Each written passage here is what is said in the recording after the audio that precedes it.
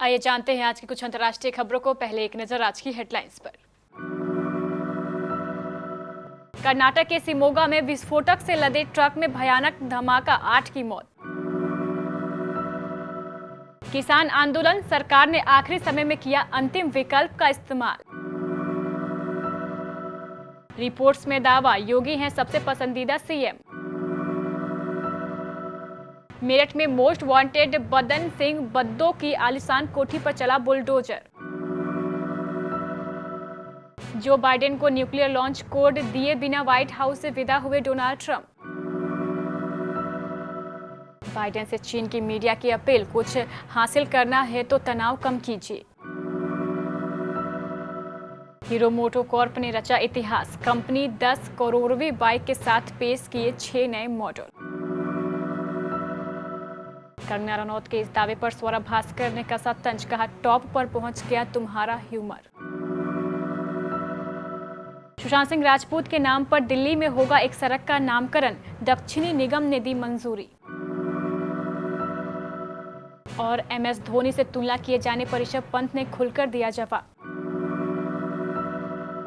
कर्नाटक के शिमोगा जिले में गुरुवार देर रात ट्रक में भरकर ले जाए जा रहे विस्फोटक में धमाका हो गया, जिसमें अब तक कम से कम 8 लोगों की मौत हो गई है। माना जा रहा है कि ये विस्फोटक खनन के उद्देश्य से ले जाया जा रहा था। बताया जा रहा है कि यह विस्फोट इतना भयानक था कि आसपास के इलाके में इसके झटके महसूस किए गए। यह जानकारी पुलिस ने दी है। यह घटना गुरुवार रात करीब 10:30 बजे की है। पत्थर तोड़ने की एक जगह पर रात को इतना भयानक विस्फोट हुआ जिसके झटके न सिर्फ शिमोगा जिले में बल्कि आसपास के जिलों में भी महसूस किए गए। किसान संगठनों के साथ 10वें दौर की बैठक में सरकार ने आखिरी समय में अपने अंतिम विकल्प का इस्तेमाल किया। बैठक के पहले हिस्से में सरकार अपने पुराने रुख पर कायम थी, लेकिन अचानक लंच के बाद हुई बैठक में सरकार ने तीनों कृषि कानूनों पर 1 से 1.5 साल तक अस्थायी रोक लगाने और साझा कमेटी के गठन का प्रस्ताव दिया। जानकारों का मानना है कि ऐसा किसानों के ट्रैक्टर रैली पर सुप्रीम कोर्ट के रुख और न्यूनतम समर्थन मूल्य पर पंजाब, हरियाणा के इतर दूसरे राज्यों में बहस शुरू होने के कारण हुआ है। एक रिपोर्ट के मुताबिक देश में कोरोना महामारी और किसान आंदोलन को लेकर जारी घमासान के बीच एक ताजा सर्वे में बताया गया है कि देश में उत्तर प्रदेश के मुख्यमंत्री योगी आदित्यनाथ सबसे लोकप्रिय सीएम है। 3 से 13 जनवरी के बीच एक सर्वे किया गया था। इस सर्वे के मुताबिक देश के अलग अलग राज्यों में वहां की सरकार के साथ साथ बेस्ट परफॉर्मिंग चीफ मिनिस्टर को लेकर पूछे गए सवाल में यूपी के मुख्यमंत्री योगी आदित्यनाथ का जलवा देखने को मिला है। इस सर्वे में सर्वाधिक 25% लोगों ने यूपी के मुख्यमंत्री योगी आदित्यनाथ को पसंद किया है और उनका मानना है कि वह अन्य मुख्यमंत्रियों की तुलना में सबसे अच्छा काम कर रहे हैं। एसटीएफ और यूपी पुलिस के मोस्ट वांटेड अपराधी 2.5 लाख के इनामी बदन सिंह बद्दो की आलीशान कोठी पर एसडीएम ने आखिरकार बुलडोजर चला दिया। गुरुवार को टीपी नगर के पंजाबीपुरा स्थित कोठी का सिर्फ 80% हिस्सा ही टूट पाया है। बद्दो की कोठी को तोड़ने के लिए सुरक्षा के मद्देनजर पुलिस बल तैनात किया गया था। एसडीएम के अफसरों के अलावा एसएसपी से लेकर एसपी सिटी और 2 एएसपी मौके पर मौजूद रहे। बद्दो को पुलिस कस्टडी से भागे 2 साल का समय पूरा हो गया है। पुलिस अभी तक उसकी सुराग नहीं लगा पाई है। पुलिस ने बद्दो की संपत्ति कुर्क करने के बाद कोठी को जमींदोज करने की बड़ी कार्रवाई की है।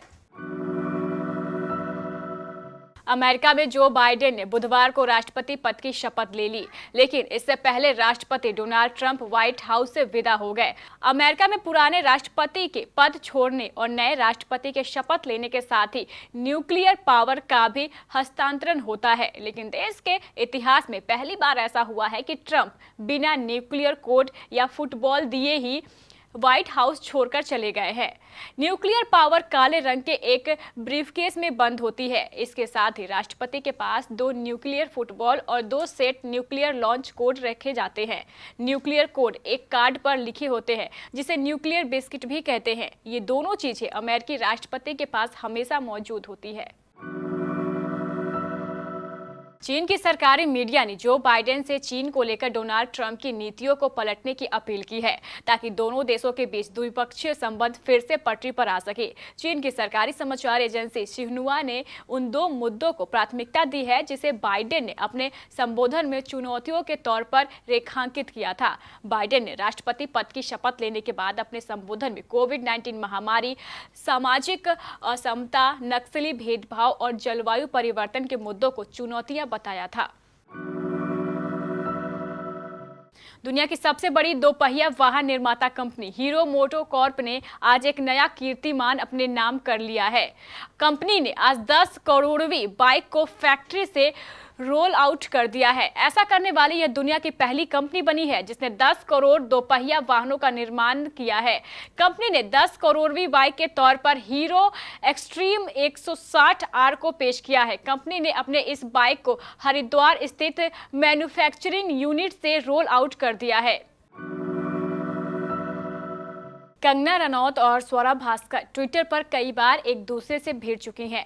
अब एक बार फिर स्वरा ने कंगना पर तंज कसते हुए ट्वीट किया है। उन्होंने कहा है कि कंगना का सेंस ऑफ ह्यूमर टॉप पर पहुंच गया है। दरअसल स्वरा ने अपने इस ट्वीट से कंगना को जवाब दिया है।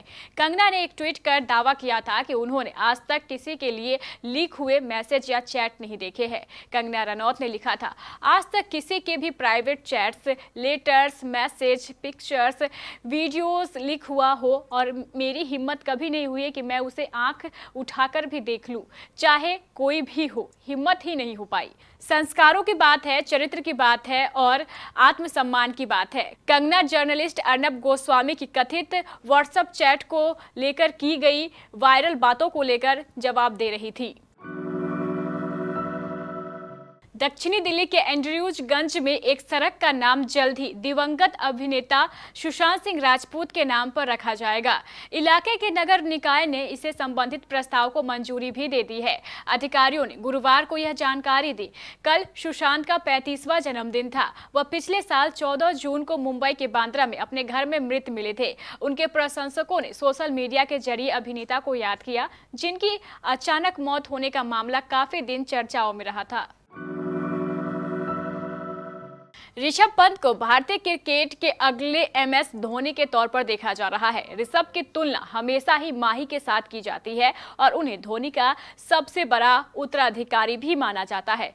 हालांकि टीम इंडिया में कई बार मौके मिलने के बाद भी ऋषभ ने अपनी बल्लेबाजी और विकेट कीपिंग से काफी बार निराश किया है। लेकिन ऑस्ट्रेलियाई के खिलाफ टेस्ट सीरीज में ऋषभ ने जिस तरह का खेल दिखाया वो अपने आप में कमाल का रहा।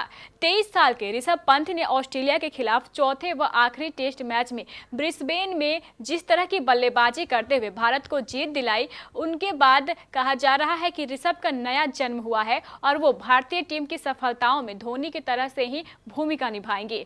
हालांकि कई लोगों का मानना है कि MS धोनी से उनकी तुलना किया जाना ठीक नहीं है, क्योंकि इससे उनके प्रदर्शन पर असर पड़ेगा।